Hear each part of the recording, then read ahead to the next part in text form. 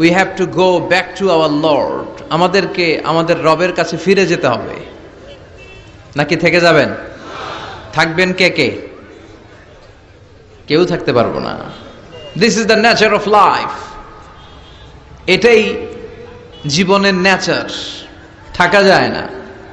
বাংলাদেশের একজন upcoming scholar, খুব ইয়াং অ্যান্ড এনার্জেটিক একজন স্কলার, শাহাদাত হুসাইন খান ফয়সাল, আজকে মারা গিয়েছে, শুনেছেন? গতকালও আমি দেখছিলাম তাকে। গতকালও তরচাদা যুবক, আজকে নাই। This is the nature of life. কালকে হয়তো আমি থাকবো না, হুট করে চলে যেতে হয়, ঠিক না? এই যে জীবন পরিক্রমায় আমরা আসি, থাকি, আবার চলে যাই, এরপরেও আমাদের টনক নড়ে না। আমাদের হৃদয় বড্ড পাষাণ। আমাদের এই হৃদয় নরম হতে চায় না, আমাদের চোখ বেয়ে পানি নামতে চায় না। এটাই জীবনের নিয়ম, চলে যেতে হবে। দাদা চলে গেল, বাবা গেল, আপনি যাবেন না? এটা কি ভাবেন? এটা প্রতিদিন ভাবা দরকার যে আমাকে চলে যেতে হবে। আমার পরবর্তী জীবনের জন্য, পরজগতের জন্য আসলে আমি কি করছি? আমরা শুধু ছুটছি, পাগলের মতো শুধু ছুটছি।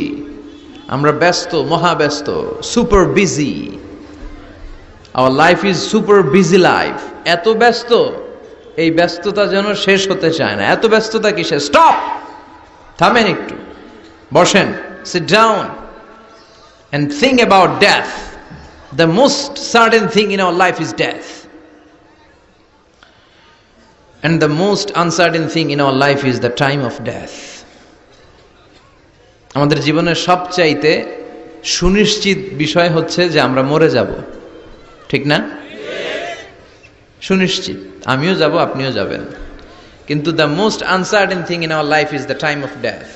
আর আমাদের জীবনের সবচেয়ে অনিশ্চিত বিষয় হচ্ছে মৃত্যুর সময়। আমরা কবে যাব আমরা কেউ জানি না। চলে যেতে হয়। এই ছোট্ট থেকে কৈশোর, শৈশব থেকে কৈশোর, সেখান থেকে যৌবন, তারপরে অবিবাহিত থেকে হয়ে গেলেন বিবাহিত, তারপর স্বামী হয়ে গেলেন, এরপর হয়ে গেলেন বাবা, এরপর হয়ে গেলেন শ্বশুর, তারপর হয়ে গেলেন নানা। আর কতদিন? অনেক দিন তো হলো এই পৃথিবীতে, চলে যেতে হবে, ঠিক কি না? This is the nature of life. এটাই হচ্ছে এই পৃথিবীর জীবনের পদ্ধতি। একটু ভাববেন, স্টপ, একটু থামেন। অনেক ছুটছি আমরা, অনেক কম্পিটিশন, অনেক প্রতিযোগিতা। থামেন, একটু থামেন, অনেক হয়েছে, আর না। এবার একটু ভাবেন যে আমাকে চলে যেতে হবে। মাঝে মাঝে কবরস্থানে যাবেন। এই এলাকায় কবরস্থান আছে? কোথায়? আশেপাশে। কবে গেছিলেন? কবে যে গেছি মনেই নাই, ঠিক না? কবরস্থানে যাওয়ার সময়টাও হয় না। একটু যাবেন, যে তাকাবেন যে শুয়ে আছে এখানে, ছোট বাচ্চারা শুয়ে আছে, আমার মতো যুবকরা শুয়ে আছে, বৃদ্ধরা শুয়ে আছে। এখানে যারা ছিল এরাও আমার মতো হুন্ডা হাঁকিয়ে বেড়াতো।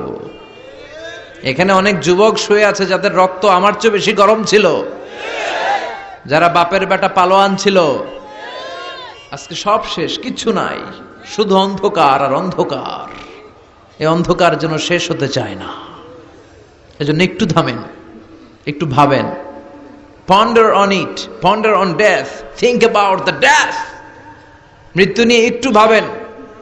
এই পৃথিবীর এই মরীচিকা, এই লোভ, এই লালসা, এই প্রতিযোগিতামূলক পৃথিবীর মায়াজালে আর কতদিন? একটু ভাবেন যে আমাদেরকে চলে যেতে হবে। এই কথাটাই মূলত আল্লাহ সূরাতে আমাদেরকে মেসেজ আকার দিয়েছেন, ঠিক কিনা?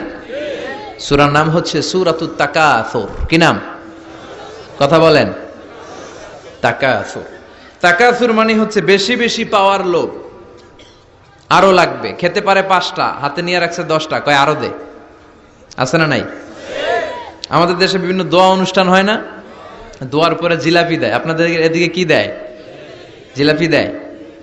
তো ছোট বাচ্চারা দেখবেন কয়েক জায়গায় জিলাপি দেয়, তো এদিকে 5টা নিচে, ওদিকে 5টা, ওর হাতে আর জায়গা হয় না। এরপর